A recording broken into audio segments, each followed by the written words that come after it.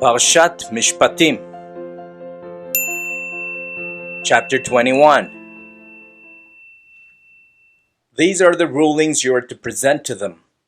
If you purchase a Hebrew slave, he is to work 6 days, but in the seventh, he is to be given his freedom without having to pay anything. If he came single, he is to leave single. If he was married when he came, his wife is to go with him when he leaves. But if his master gave him a wife, and she bore him sons or daughters, then the wife and her children will belong to her master, and he will leave by himself.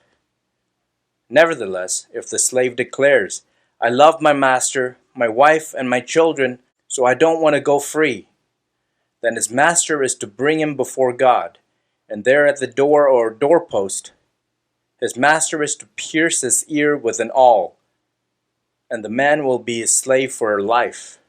If a man sells his daughter as a slave, she's not to go free like the man's slaves.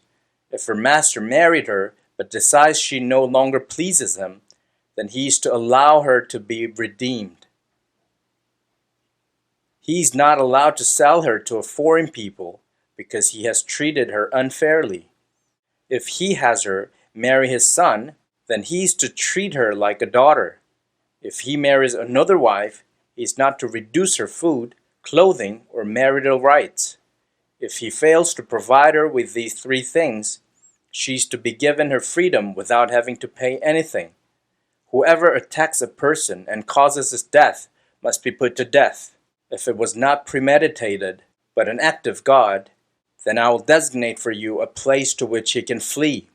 But if someone willfully kills another after deliberate planning, you are to take him even from my altar and put him to death. Whoever attacks his father or mother must be put to death.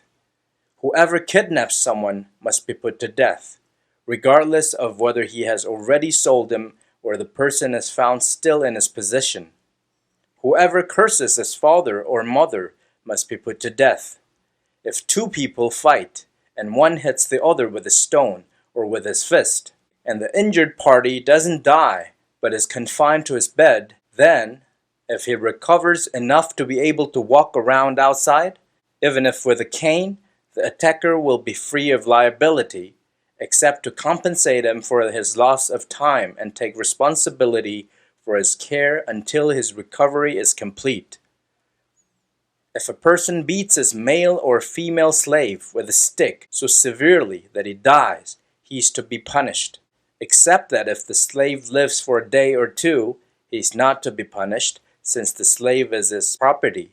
If people are fighting with each other and happen to hurt a pregnant woman so badly that her unborn child dies, then, even if no other harm follows, he must be fined. He must pay the amount set by the woman's husband and confirmed by judges. But if any harm follows, then you are to give life for life, eye for eye, tooth for tooth, hand for hand, foot for foot, burn for burn, wound for wound, and bruise for bruise.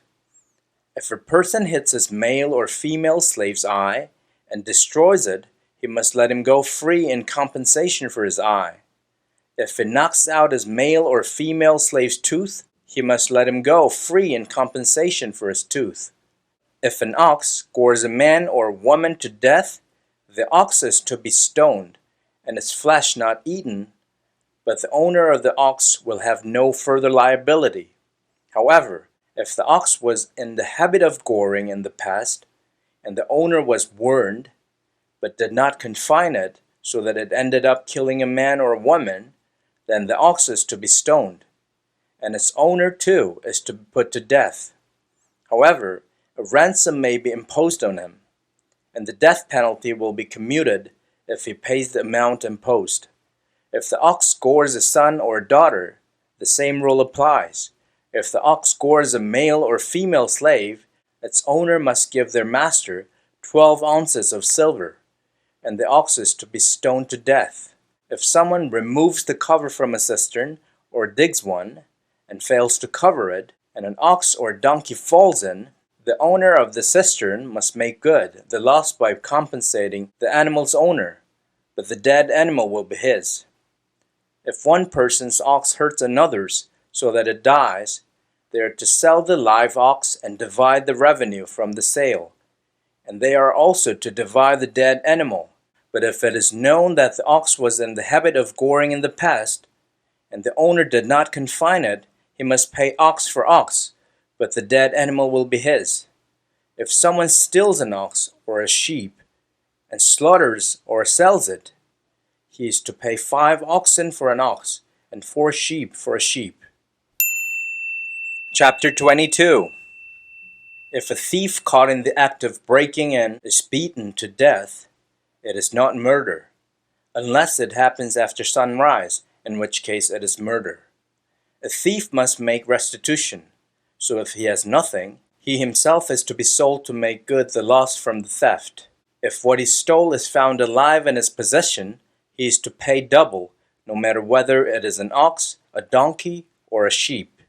If a person causes a field or a vineyard to be grazed over, or lets his animal loose to graze in someone else's field, he is to make restitution from the best produce of his own field and vineyard. If a fire is started and spreads to thorns, so that stacked grain, standing grain, or a field is destroyed, the person who lit it must make restitution. If a person entrusts a neighbor with money or goods, and they are stolen from the trustee's house, then if the thief is found, he must pay double. But if the thief is not found, then the trustee must state before God that he did not take the person's goods himself. In every case of dispute over ownership, whether of an ox, a donkey, a sheep, clothing, or any missing property, where one person says, "This is mine," both parties are to come before God, and the one whom God condemns must pay the other one double. If a person trusts a neighbor to look after a donkey, ox, sheep, or any animal, and it dies, is injured, or is driven away unseen, then the neighbor's oath before Adonai that he has not taken the goods will settle the matter between them. The owner is to accept it without the neighbor's making restitution. But if it was stolen from the neighbor, he must make restitution to the owner. If it was torn to pieces by an animal, the neighbor must bring it as evidence, and then he doesn't need to make good the loss. If someone borrows something from his neighbor, and it gets injured or dies with the owner not present, he must make restitution. If the owner was present, he need not make good the loss. If the owner hired it out, the loss is covered by the hiring fee. If a man seduces a virgin who is not engaged to be married and sleeps with her, he must pay the bride price for her to be his wife. But if her father refuses to give her to him, he must pay a sum equivalent to the bride price for virgins. You're not to permit a sorceress to live. Whoever has sexual relations with an animal must be put to death. Anyone who sacrifices to any god other than Adonai alone is to be completely destroyed. You must neither wrong nor oppress a foreigner living among you, for you yourselves were foreigners in the land of Egypt. You're not to abuse any widow or orphan. If you do abuse them in any way, and they cry to me, I will certainly heed their cry. My anger will burn, and I will kill you with the sword. Your own wives will be widows, and your own children fatherless. If you loan money to one of my people who is poor, you're not to deal with him as would a creditor, and you're not to charge him interest. If you take your neighbor's coat as collateral, you are to restore it to him by sundown, because it is his only garment. He needs it to wrap his body. What else does he have in which to sleep? Moreover, if he cries out to me, I will listen, because I am compassionate. You're not to curse God, and you're not to curse a leader of your people. You are not to delay offering from your harvest of grain, olive oil, or wine. The firstborn of your sons you are to give to me. You are to do the same with your oxen and your sheep. It is to stay with its mother 7 days, and on the 8th day you are to give it to me. You are to be my specially separated people. Therefore, you are not to eat any flesh torn by wild animals in the countryside. Rather, throw it out for the dogs. Chapter 23. You're not to repeat false rumors. Do not join hands with the wicked by offering perjured testimony. Do not follow the crowd when it does what is wrong. And don't allow the popular view to sway you into offering testimony for any cause if the effect will be to pervert justice. On the other hand, don't favor a person's lawsuit simply because he is poor. If you come upon your enemy's ox or donkey straying, you must return it to him. If you see the donkey which belongs to someone who hates you lying down helpless under its load, you are not to pass him by, but to go and help him free it. Do not deny anyone justice in his losses simply because he is poor. Keep away from fraud, and do not cause the death of the innocent and righteous. For I will not justify the wicked. You are not to receive a bribe, for a bribe blinds the clear-sighted and subverts the cause of the righteous. You are not to oppress a foreigner, for you know how a foreigner feels, since you were foreigners in the land of Egypt. For 6 years you are to sow your land with seed and gather in its harvest. But the 7th year you are to let it rest and lie fallow, so that the poor among your people can eat, and what they leave, that wild animals in the countryside can eat. Do the same with your vineyard and olive grove. For 6 days you are to work, but on the 7th day you are to rest, so that your ox and donkey can rest, and your slave girl's son and the foreigner be renewed. Pay attention to everything I have said to you. Do not invoke the names of other gods or even let them be heard crossing your lips. 3 times a year you are to observe a festival for me. Keep the festival of Matzah. For 7 days, as I ordered you, you are to eat matzah at the time determined in the month of Aviv, for it was in that month that you left Egypt. No one is to appear before me empty-handed. Next, the festival of harvest, the first fruits of your efforts, sowing in the field. And last, the festival of ingathering at the end of the year, when you gather in from the fields the results of your efforts. 3 times a year, all your men are to appear before the Lord Adonai.